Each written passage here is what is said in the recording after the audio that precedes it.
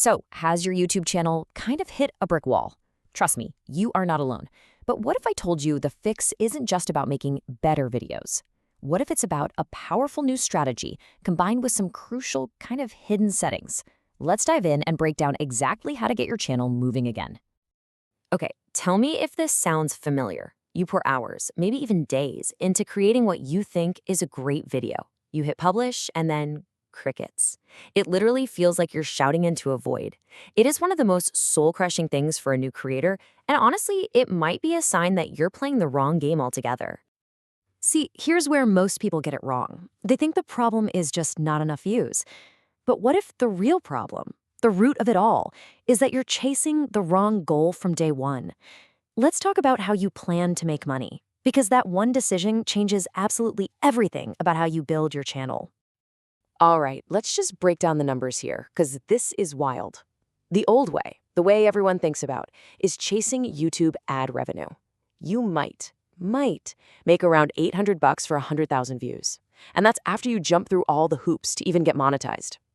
Now, compare that to a smarter affiliate model where you could be looking at $10,000 to $100,000 from those same views. And the best part? You can start doing this from day one with 0 subscribers. And look, this isn't some random hack. This is a full-on strategic framework that the smartest creators are using right now. They're not sitting around waiting for YouTube to give them permission to make a living. No, they are building their channels from the ground up as profitable businesses from the very first upload. It's called the Day One monetization system. And at its heart, it's a huge mindset shift. You stop being an entertainer who's just desperately chasing random views. Instead, you become an entrepreneur who solves real problems for a very specific group of people. You create content that is genuinely valuable, solves a problem, and then you recommend a product that helps them solve it even more effectively. And it really boils down to 3 pretty simple steps. First, you've got to pick what's called a problem-rich niche. This isn't just about what you're passionate about. It's about finding a group of people who have expensive, urgent problems that they are actively searching for solutions to and are willing to pay for them. So, think about it. What are the big areas where people are always looking for solutions? I'm talking about things like money, investing, personal finance, health, fitness, weight loss, relationships, technology, and travel. These are absolute gold mines because people are constantly spending money here to improve their lives. Step 2 is where you create your money video.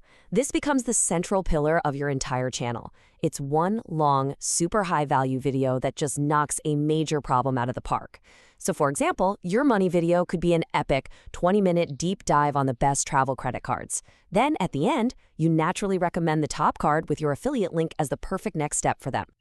And then here's the magic. Step 3. Every other video you create becomes part of a content funnel. They're like little pathways, all leading back to your big money video.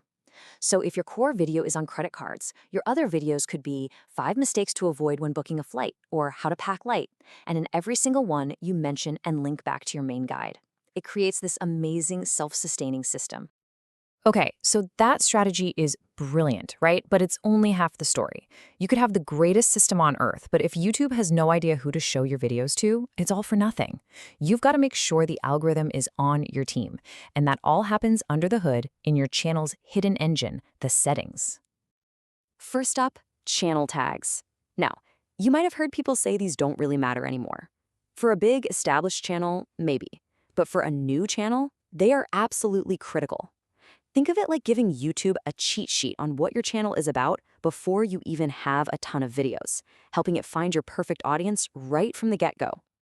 This next one seems so basic, but you would be shocked how many people mess it up. You have to tell YouTube what category your content is in, like education or how-to and style. If you leave it blank, you're making the algorithm play a guessing game. And trust me, that is a game you will lose. It might show your serious finance video right after a funny cat video, and that's not going to work. All right, you ready? Let's do a rapid-fire round of essential settings. These are the non-negotiables. Getting these right is like a free boost, but getting them wrong? Oof, you could be shooting yourself in the foot without even realizing it. always set your default upload visibility to private. This is such a pro move. Why? Because it gives the algorithm time to do its homework. It can fully process your video, analyze the content, check for any copyright stuff, all before it gets shown to anyone. You're basically letting the system warm up so it can give you a perfect launch. Okay, listen up, because this one is an absolute channel killer, unless you are literally making cartoons for toddlers. Do not mark your channel as made for kids. Ticking this box disables comments, severely limits ads, and cuts you off from key discovery features. Double check this one right now.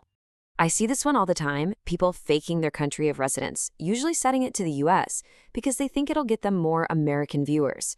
It won't. It doesn't work like that.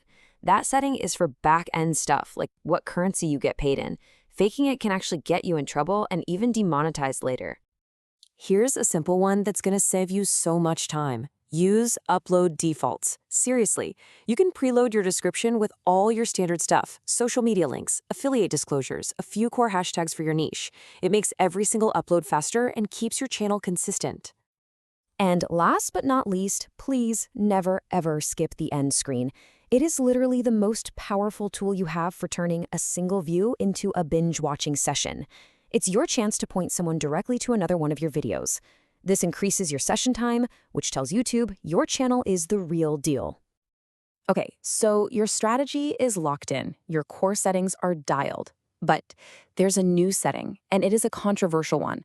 It has some of the biggest creators totally divided, because this one little toggle can either blow up your channel globally or completely tank it. We are talking about the great auto-dubbing debate. Here's the deal. On one side, you turn it on, and wow, YouTube can actually translate your voice into Spanish or French and change your title to match. You could reach a massive new global audience. But then you hear the other side, creators who turned it on and saw their channels just die. The algorithm started showing their videos to random audiences, their click-through rate fell off a cliff. It really comes down to what you want. Are you aiming for huge global reach right now, or do you need to protect your tight niche focus? And that really brings us full circle, back to the single most important question you can ask about your channel. It's the difference between feeling like you're constantly fighting an uphill battle and building something that grows with purpose and profit. So take a hard look at what you're building and ask yourself, is my channel built to just chase views, or is it actually designed to solve problems? The answer to that, well, that changes everything.